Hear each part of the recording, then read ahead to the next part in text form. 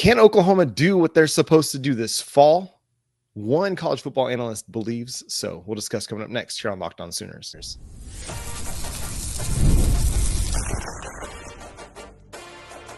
You are Locked On Sooners, your daily podcast on the Oklahoma Sooners. Part of the Locked On Podcast Network, your team every day. Thanks again for making Locked On Sooners your first listen every single day. We're part of the Locked On Podcast Network, your team every day. CBS Sports released a look at the SEC over-under for 2025. This comes from Brandon Marcello, and he goes through each team's schedule, taking a look at which wins, which losses are going to come on the schedule, and decides, okay, over or under that win total. Oklahoma's win total is still kind of sitting at 6.5. I think there's just a lot of uncertainty about where the Sooners are. Otherwise, you're going to see that win total probably rise as we get closer to the fall.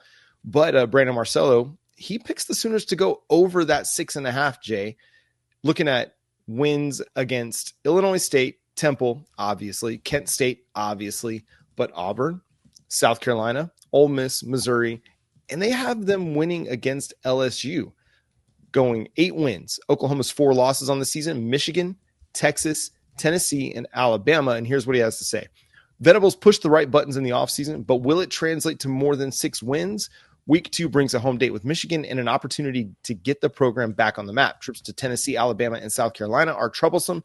Still, it's not difficult to find 7 wins on the schedule. These Sooners could surprise in the SEC this fall, Jay. So it looks like the prediction is for us to comfortably go over that 6.5, not just slightly make it at 7. Looks like we're getting an 8-win total on that. And I asked the question about these 4 games that we're supposed to lose. Why? Like Michigan, I don't get us losing to Michigan at home. Michigan had a lot of, for 2 years in a row, they've had a lot of kids leave for the draft. Mm-hmm. And they've got a lot of refreshing to do. And they haven't had a quarterback in 2 years. Well, in a year. And this will be the second year where they're trying to figure out who the quarterback is. And I totally understand how good Bryce Underwood is. I am high on him as well. I was also high on DJ Lagway at Florida. But the one thing you learn about young quarterbacks is first couple of games, it's not very good. It's a little shaky, a little rocky. And even for Lagway. But you start to see that about the 3rd or 4th game, 5th, 6th, about the 5th game, you're like, okay, he's going to be something. But then, unfortunately, he got injured. But I see the same thing with Underwood. Michigan's going to go out there and play our power football game. That's what they're going to do. They're going to try to run down your throat, push you around. Oklahoma does the same thing. That's kind of like that's kind of who we are. We play the physical type football game. I mean, look at what Michigan did to Alabama, but look at their struggles against Texas, right? I think they'll see a similar type setup and situation against Oklahoma because Arbuckle's going to bring a creative offense while at the same time Oklahoma's going to try to push them around too. So I don't see how this is any different than that game last year for them. They've just lost too much talent. They've got a lot of stuff to refresh. They've still got NFL bodies. They still got a big refresh to do before, I'm giving Michigan this season to really get themselves back on track. I think they've upgraded their quarterback situation. I just don't know if it's going to be as good as it can be week 2. Instantly. Yeah. On the road in Gaylord Family Oklahoma Memorial Stadium, brought to you by Sonic. I don't think, they're not brought to you by Sonic yet, but anyway. Yeah. I just think that going on the road week 2, facing Brent Venables defense with a really good defensive line, a really good safety group, a really good linebacker group, that's not necessarily the recipe for success, because if you're Sharon Moore, you're going to try and take a little bit of the pressure off of Bryce Underwood or whichever quarterback you have, and you're going to try to run the ball. Well, Oklahoma was really good against the run last year, one of the most efficient run defenses in college football, and you're bringing back all that talent, aside from Ethan Downs and Danny Stutzman. Right. Still really good, especially up the middle at defensive tackle, potentially even better than what you were last year. So I feel great about that one. The other ones where you're looking at, okay, at Tennessee, understandable, going to Neyland, but Oklahoma's done that before, right? They've gone to Neyland Stadium and they've won. You're picking them to lose to Texas. Okay, fine. Everybody, I think, is going to be picking Texas to win that game because of Arch. And then you're picking them to lose at Alabama. Maybe. That's going to be an end of the season game. Whichever quarterback is starting for them for the majority of the season is going to have it figured out when Oklahoma comes to town. And they're going to be pretty talented, but I just don't know that necessarily that they're definitively more talented than Oklahoma or definitively a better team than Oklahoma right now. Yeah, I'm not feeling that for Texas right now. Like, I mean, no shade to them at all, but actually a lot of shade. It's Texas. We're supposed to throw shade at them. That's a rival. But no, I don't think Texas is going to be terrible next year, like a lot of people are predicting. But I do think they have a lot of stuff a lot of questions they have to have answered. And similar to what we had last year, our big questions were offensive line and, wide receiver. Even though we were full of veterans, it was offensive line and quarterback that we were trying to figure out because we knew the defense was going to be good.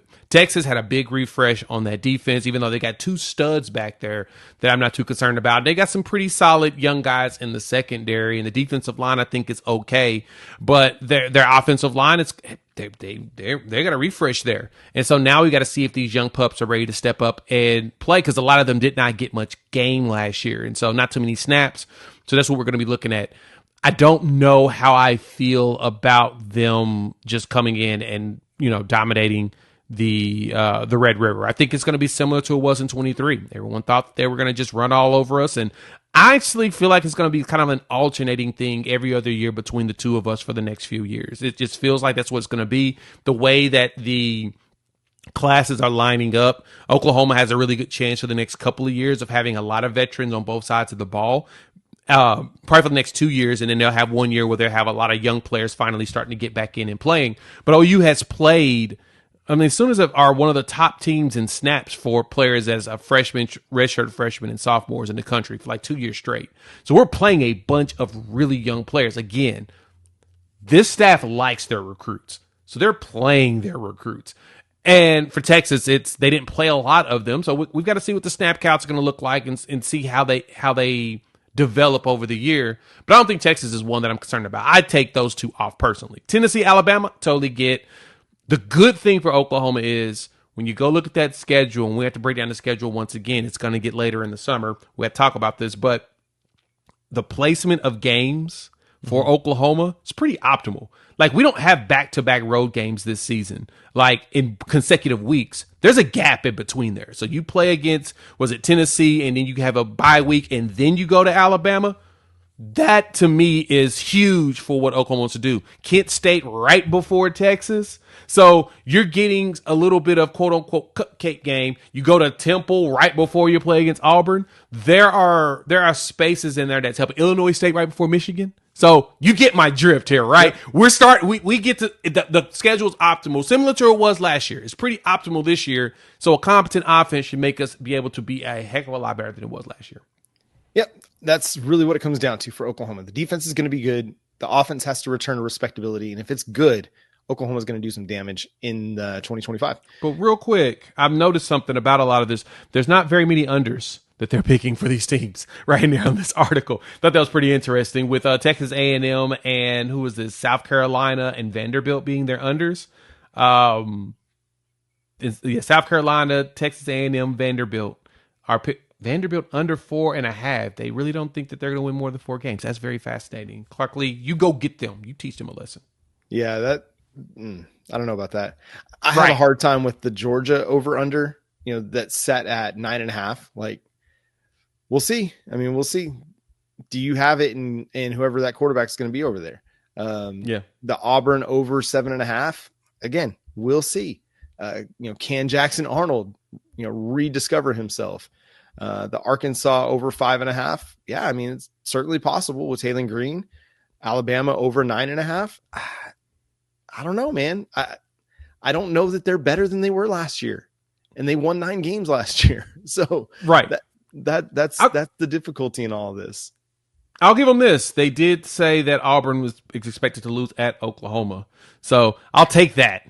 Yeah, at least to get a little respect there, right? Yeah, Brent Venables is going to make life really difficult on Jackson Arnold. Sorry, man. It's just the way it's about to go down. Oh yeah, it's about to be bad.